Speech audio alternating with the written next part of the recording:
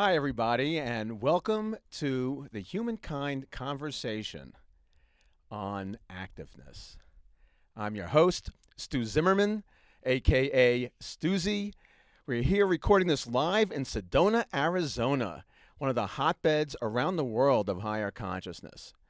And Humankind is noted for bringing consciousness through the media to learn more about the chakra systems, mindfulness, and how to have truly a higher quality of existence.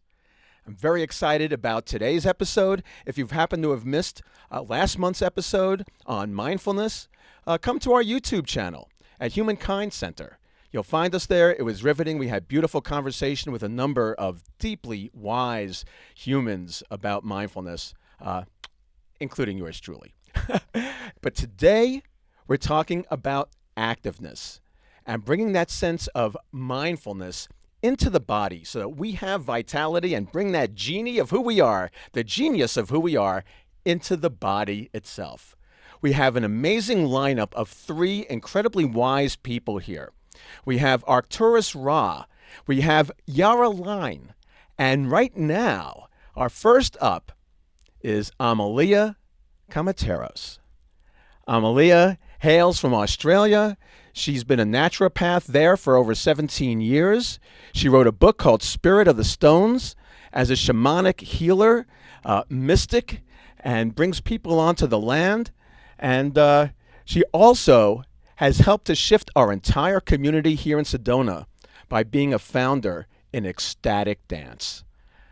Amalia, welcome to the conversation on activeness. Thank you so much. That was wonderful. Thank you, Stuart. And thank you for having me here at Humankind Center. So clearly, Amalia and I go way back because she gets to call me Stuart. And, you know, that's really only from my mom, who used to call me about however many years ago when I was late for dinner, down the block, Stuart. So I have a little PTSD around it, but I'm getting over it. And Amalia's helping me. But it's not about me. It's about her and her wisdom here today. So let's talk about activeness. And as a shamanic healer, what drew you into that field, and how do you define it for yourself? Okay, yeah, great. So being a naturopath doctor and helping people's bodies for 17 years, and the focus was on body, and already the ailments, the dis-ease, the unease in the body had already taken place, because that's the last seat of diseasement is in the body. So after 17 years, it was like I really started to become more and more conscious about the causation. Not only as a naturopath doctor do we look at the causation of disorder or symptoms in the body, diseasement in the body, but what is the actual causation of that? So I went higher up, and I started to, of course, had a love affair with Mother Earth. And in my busy practice and being married for 15 years and building a house and dealing with bank managers at a young age, I would find that going out into nature would be the place where I could actually decompress and also be impressed. Be pressed in by Mother Earth and something more powerful than my own little mind spinning around. And release what is repressed.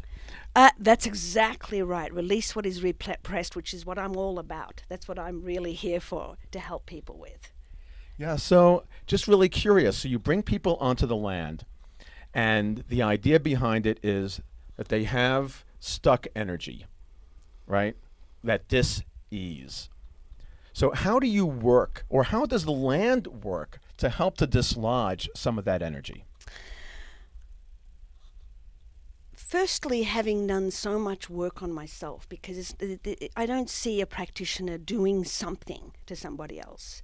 It's really an extension of the practitioner's wisdom and knowledge and embodiment. That's the healing. So even sometimes looking at someone for 1 second can dislodge something in somebody. And that's happened before, where I've bumped into somebody and I get a letter back from someone saying that ever since I bumped into you, my whole life changed, because it's an embodiment thing. To answer your question, however, Go ahead.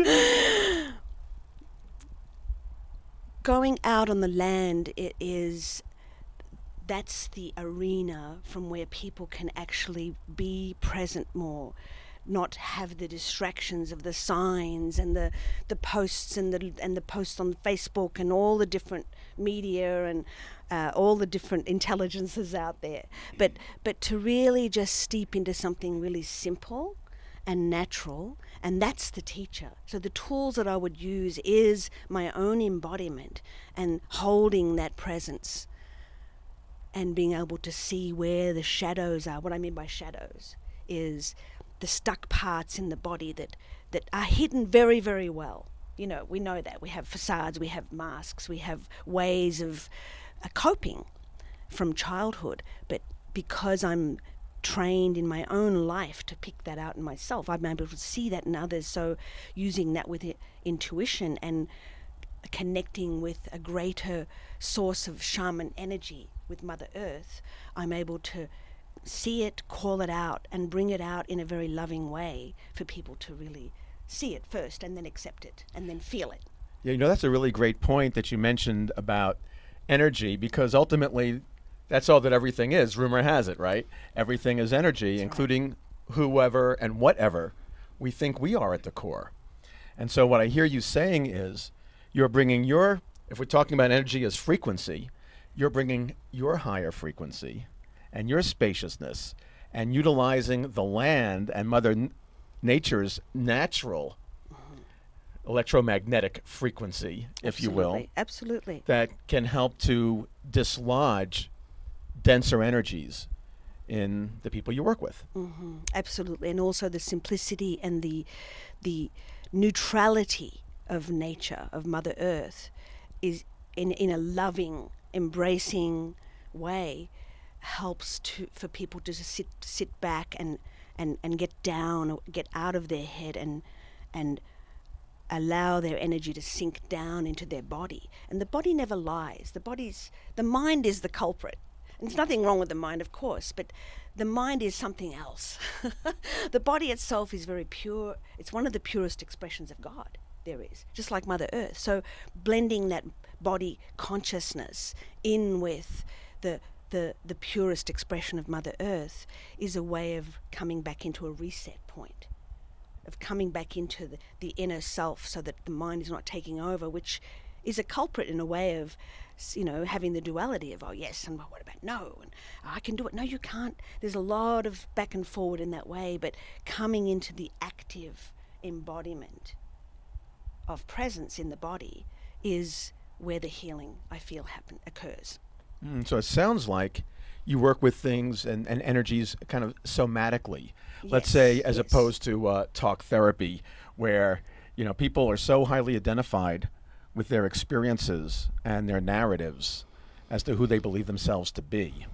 I would do both. I would start with the narrative so people get used to that and they feel comfortable with that, and pretty confident too. So I'll start with that and then slowly bring it down more into the feeling body. There's no use going to the feelings if someone is not aware of what they're feeling, or some of the feelings that have been repressed in the body or in the archives of their mind or the subconscious.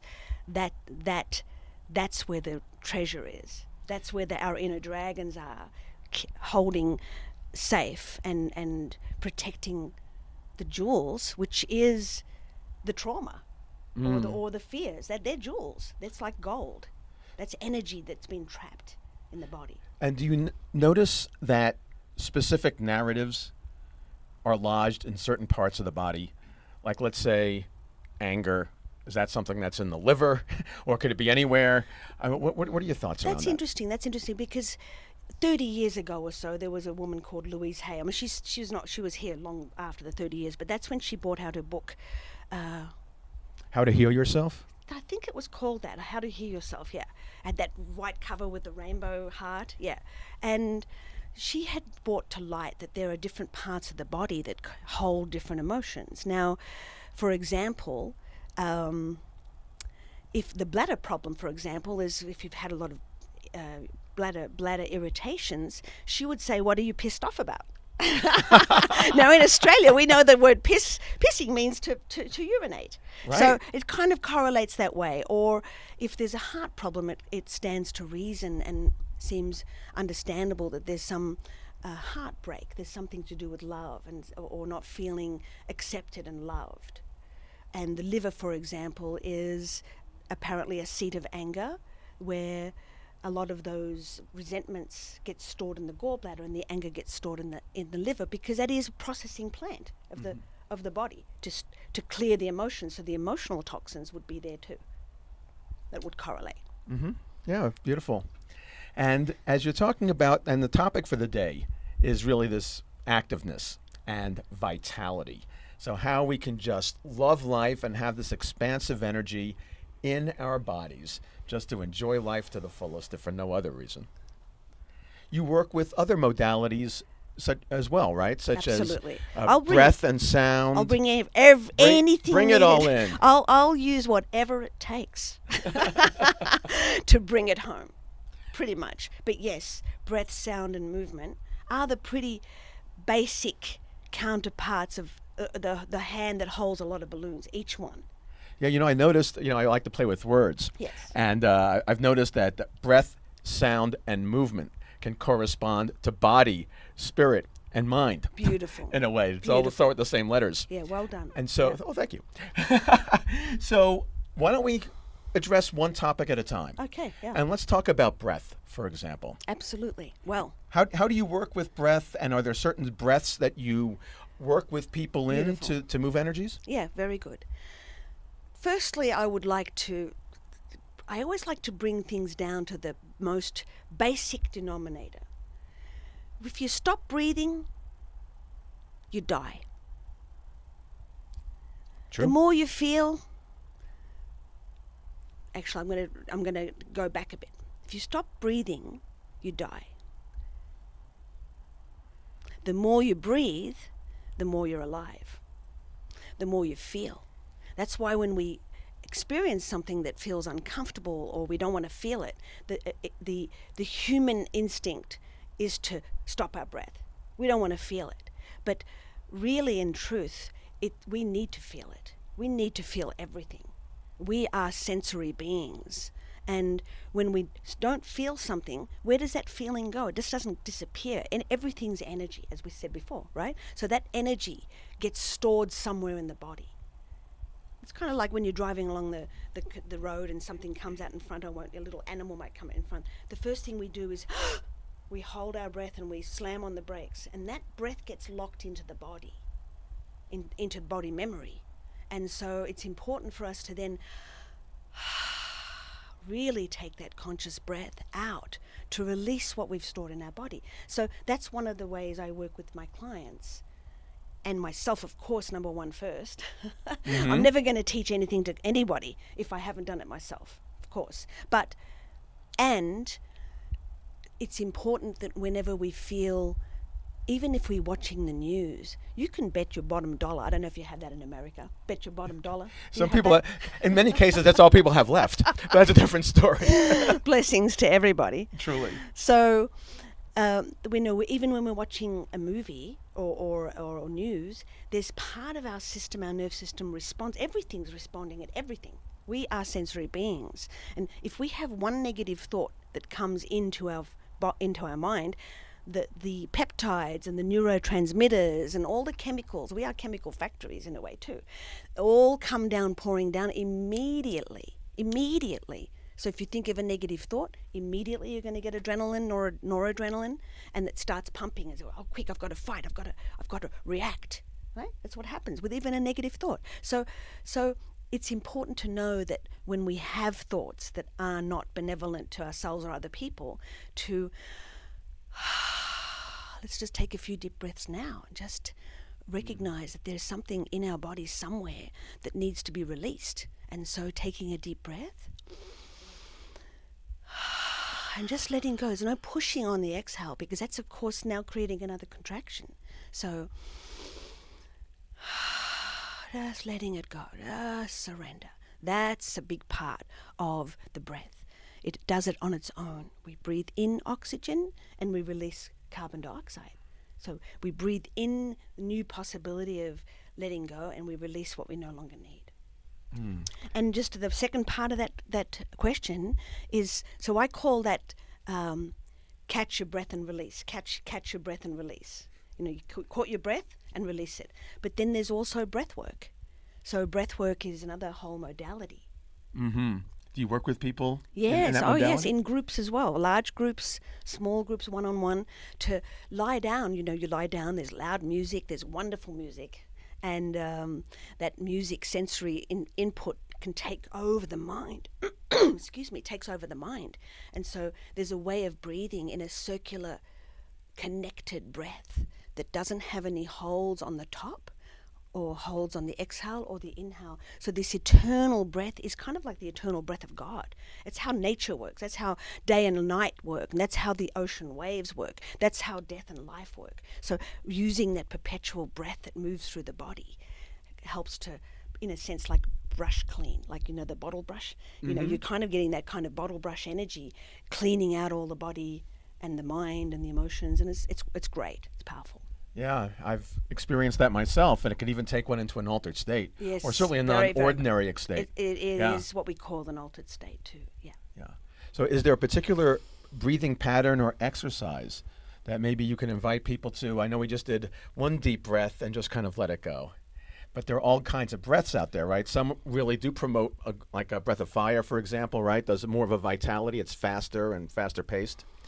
Is there something you would recommend that people do just so they can help to navigate their own Thank you. Yeah, that's great. system? To be honest with you, I'm just going to share with what feels right and resonant for me, what I do, because I don't want to jump over myself into giving something else out there. But whenever I feel I've noticed, you know how you see sometimes people who look really relaxed and they're talking really relaxed, but their foot is up like that. Have you noticed that? Maybe I'm not as observant as you are, but I'm very observant of these things. Okay. Because people might look, I'm so relaxed and I'm teaching meditation or whatever, and their foot's like this, and to me it's like, hey, you're not aware of all of your body in that form of relaxation.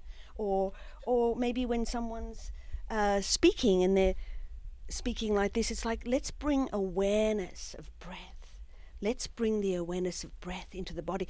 When you look at nature, Mother Earth, the air element that rustles through the trees, and then the rustling wind, the wind through the rustling leaves, drops any dead leaves. That wind, that breath of spirit drops the dead leaves. So that's what I would like to say to everybody, that be aware that your breath is like the breath of spirit moving through your body.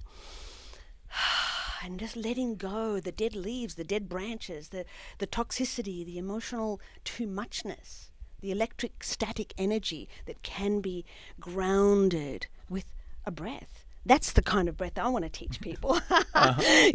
Just be natural and simple, and use the breath as you move along in life, and just be aware of it. It's also important sometimes to get those little sticky notes and write on the sticky notes, breathe, because human beings, adults, breathe 28,000 times a day. Did you know that? I did not. And how many of those breaths are we actually conscious of? Not many. Not many. Okay. Not many, right? Not many. So having something like a reminder, like training wheels around, just here when you open the door, breathe. Oh, I held my breath. Okay. Oh, I'm flushing the toilet. Oh, I was holding my breath. So it is a reminder, because the ego mind doesn't want to surrender so much. It's there to hold things in the filing system and hold it back, because really it's there to protect you from feeling pain. But it takes over after a while and then holds us hostage to its own betterment. Its own devices, which in many cases actually exacerbates pain. That's exactly or the right. perception of it, at least. Exactly. Yeah. So we've covered breath. Yes. That's good. Now, Thank you. Let's talk about sound. Let's talk about sound. Sound off, lady. Well, sound to me, like, there's a lot of sound healing going on in the planet, in the world, and of course we have the music that we can dance to, and that's going to come in the movement section. Mm-hmm. But sound in the way that I would like to offer you today is using the throat chakra There's a lot, again, when we don't want to feel something, not only do we hold our breath, but often we swallow down. We kind of take a gulp. Even in intimacy, when you're holding someone and breathing, and you can hear them gulp, it's like I'm very aware and very astute of these things, yeah, and it's important for sound to come out because we are visceral beings. We do it's the sense of hearing is so important for us, and depending on what sound is happening in nature. For example, if we have a thunderous clap of lightning, it can frighten us, or if we have a trickling of a creek that's very gentle, it does something to our nerve system. So it's important to use the sound as a vibration to release. And when I say release, I'm talking about leasing the body, becoming present in the body. Well, in some ways, we are leasing these bodies for a limited time only, right? We think we own them, but you know what? It's a limited time only by some measures. Exactly. But let's make a distinction here, because on one level, you're talking about sound that we generate through our throat chakra, whether it's through speaking, singing, toning, whatever that is, that can move energy, as well as the external sounds, the sounds that we respond to. That's right. Whether it's the soundtrack to the movie Jaws, which gets us all tense and starting to hold our breath, or whether it's something like a waterfall or an ocean tide, which can be very relaxing. Yes, I use that as an example of how sound can affect us. But really coming from us now, from each and every one of us, I feel it's important to give your feelings a way of expression. Now, that sound, the throat chakra doesn't only relate and only release through sound, through voice, song, screaming, being able to scream into a pillow, for example. There's a lot of trapped up emotion that's in our body, and that density of that trapped up emotion creates denial. And denial is what's really rampant on the planet Earth. Because it also constricts our energy, or it keeps our frequency lower. Keeps our frequency low. We're more controlled that way by, so-called higher forces. Excuse me. And so it's important, sound as a vibration, to be vibrated out. And sound is, as we know, sound affects us. And as we know, sound healing can heal us. Toning can heal us. But if we can, I invite you to go down into the body at some point when you're sitting quietly and feel where the stuck energy is. Feel where you feel the density. And everyone, you know where that is. You know that part of yourself. That when you feel anxious, you know that, already know the tingling or the constriction that happens in the body and where that is. So when you've got some time, just go down into that place of density, of constriction, and what sound would that make? If it had a voice, that emotion, that feeling. Actually, we're talking about feelings now. We're not talking about emotions. Emotions are feelings with judgment attached to it. We're talking about sensations of the body. That's what feelings are. Yeah? So going into that feeling place, that sensation of, oh, I'm feeling constricted. Oh, I'm feeling tight. Oh, so, children do that. Children they do that without any holdback. Yeah? Yeah. We've been, we're coveted in that way. With a couple of my children, I've got 5 of them, but they're all grown up now. But way back in the day when they were really young, one of the things, we just naturally did together was, in a way, tone together. I would go, ah, and I'm thinking of my baby girl, Sophia, who's now 20, not such a baby. She would look at me like straight in the eyes and go, ah, and we just dropped in together into a tone. Beautiful. And it felt like we were really just bonding in a really beautiful way. I could almost feel the oxytocin, you mentioned earlier that we're all just a bunch of chemicals here on some level. I could feel that biochemical of trust and love and bonding just kind of like permeating our entire field together. Yeah. The sound of the universe, the sound, the frequency and the vibration travels through light, it travels through sound, it travels through love. And so I think it's important to give these parts of our souls a voice. Now, that can also be written out in journals. It can also be expressed in different ways. It doesn't have to be through sound alone, but we're talking about the throat chakra, which is an expression. But sound is important. That's why when the teenagers, and including myself at some point, they go to the rock concerts and they're able to scream, and the rock and rollers on stage, they're screaming, and it's an emotional release. I remember going to a Michael Jackson concert in Oahu many years ago, 20-something years ago, maybe 25 years ago, in Oahu, Hawaii.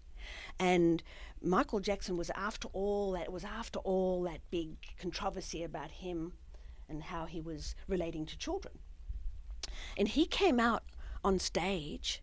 This was extraordinary. He came out on stage and he stood there in silence. This is one of his first concerts after many years of retracting back into his own private life, See, now I've got to take a breath. I'm getting too excited, so I've got to take a breath and come back. But Michael Jackson stood there and raised his arm and screamed, maybe a scream for 1 or 2 minutes. One long wail. Screamed, ah! And everyone was transfixed. And then after the scream, after 1 or 2 minutes of holding that tone, everybody was together, he collapsed on the ground and just surrendered. That's like an amazing example of how you can release so much through sound. Wow, powerful. Very powerful. Beautiful. Yeah. So what about... Thank you, Michael Jackson. Thank you, Michael Jackson, because speaking of Michael Jackson, who was obviously known for his music, how do you use music in having people move energy? Beautiful. Because that also relates to dance. Great question, Stuart. Google it. There she goes again, sounding like my mom. We're more, English spoken in Australia, right? Yeah. I still have that after 25 years or so of being here. But Stu, okay. Whatever works. Let's Okay, go. okay. So I have been giving earth spirit dance workshops where I incorporate the shamanic with the dance in teaching about the body and teaching about the mind and teaching about Mother Earth's wisdom through dance. And I've done that many years, and a lot of people don't know that so much of me now because it's shifted into ecstatic dance. But both of them, being the facilitator and curator of music for the set list, I will feel the mood like this. For example, in the Earth Spirit Wisdom Dance, the shamanic dance workshops, if I am encouraging a group of women, for example, to step into their femininity or to feel their femininity, because as we know, a lot of the feminine culture has become harder, has become work-oriented and a little bit more projectile in terms of penetrating into the field of work. So in this case, I would get some rounded, sensual music that would correlate to the second chakra, which is in regards to the water element. So we're looking at this kind of rounded movement, like kind of belly dancing, to get that feminine energy and that kundalini serpent energy that resides at the root chakra to rise up into the rest of the body. Or, for example, if I am going to lead a dance in relationship to releasing the density of the body, then I'm going to choose the root chakra energy music, which is more about earth and sort of like a bone music, like earth music, slower music to release, like connecting, like being a rock on the earth, just letting go. In ecstatic dance, there's a flow that we start really slow to build up and get the body more do some in everyone gets to do a little bit of stretching and limbering up. And so the music's very, very slow. It's entering slowly. It's like a relationship we're going to have with the person. I'm creating a relationship for the person that what they're experiencing is very intimate with the music. And so it starts slow, and then it rises up to a little bit more lyrical energy, and then it goes harder and faster and higher and into that ecstatic peak. And then we go down a little bit and maybe have a little bit of a hiccup up and then land them down. This is all to do with sound. This is the sound journey. It's another kind of sound healing. And moving energy. And moving energy, absolutely. Because one thing I notice is when I'm engaged in ecstatic dance, I'm really not thinking about much else. So it kind of quiets the mind in a way. Yes. And it just feels this, I feel just a sense of freedom of movement and flowing expression that I typically may not move in that way a lot of the time. That's right. And absolutely. So now we're going into movement, and sound and movement really comes together too. Absolutely. All of it comes together. We can't have breath as one modality, sound as another, and movement as another. Really, it's breath, sound, and movement. It's the whole thing together. But I do agree with what you're saying with allowing the flow of the body. Is that music not only allows the flow of the body, but the mind syncs up with that flow. And then it comes into a relationship with spirit, because we are spirit. We are made of energy and spirit. And so slowing down enough to feel the flow of the music allows us to tune into a higher frequency of our own being, our own self. That's, again, we're coming back down to getting out of the mind, getting out of that chattering, getting out of the mind made manacles of this is how I look and this is how I should look and oh, this person looks like better, they're dancing me and it's crazy forming. So getting down into the body, into the breath with simple elements of breath and sound and movement is what I regard living an active way of life, because it's all about energy moving. To me, that's the currency. Okay, you can have money here and you can have BMWs and Rolls Royces and Rolex watches, whatever material things you can have. It's of course that they're all energy too. However, I think we miss the mark that energy is the true currency. That's the richness, the aliveness of the energy. So whatever it takes to keep that flowing, like a river, if it stagnates, it starts to attract bacteria. We can't drink it. We can't utilize it. We can't even get into it. Well, they do say that energy is a currency. So it's a current sea. It's a current of energy, like a sea that moves. So we're in the process of winding up here, actually. Yes. And this time has flown by with Amalia here. You're fabulous. You're amazing. Thank you. Is there anything you'd like to, kind of soundbite, leave the audience with here, and also let people know how they can get in hold of you? Oh, thank you very much. Yes, please get hold of me. Another thing is touch, but we're not going to go into that. I'll just keep it simple. Okay, everybody. So let's take a few deep breaths together. Inhaling into the top of the head.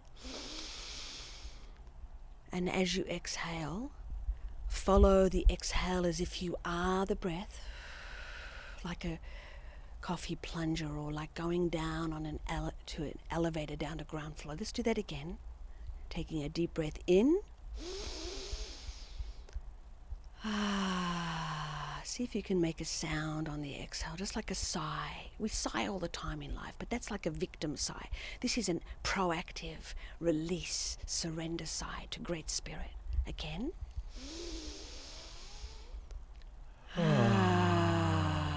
Follow it down to the most basic part of yourself that doesn't lie or compete, and just down into the root of your being, into the root chakra, right there between the anal sphincter and the genitals. That's where the root chakra is, all the way down, where we can connect into something real with Mother Earth. Our roots connect to Mother Earth. Just practice that. Practice cutting in and down. Breathing in and down. Bring it away from here. Bring it away from here. So I invite you to have a look at my website. May I say I really like my website? I do. Of course, our website is a reflection of who we are. So I've found to love myself, like myself and love myself. It's taken a long time, but that's really important that we do that. So my website is earthspiritwisdom.com. So it's earthspiritwisdom.com. And I have many different things there. I have blogs, I have talks, I have a book there for sale too called Spirit of the Stones, going out into the stone beings and listening to their wisdom and teaching you how you can really become your own inner shaman. You know, see for yourself through the eyes of your own inner shaman. Beautiful. Amalia, such a joy to be in this conversation with you. So much. Thank you so much for being here. And we're going to take a very brief break here. Arcturus Ra is going to be next up, so you're going to want to stay tuned for him as well. And thank you so much for joining us so far. Thank you.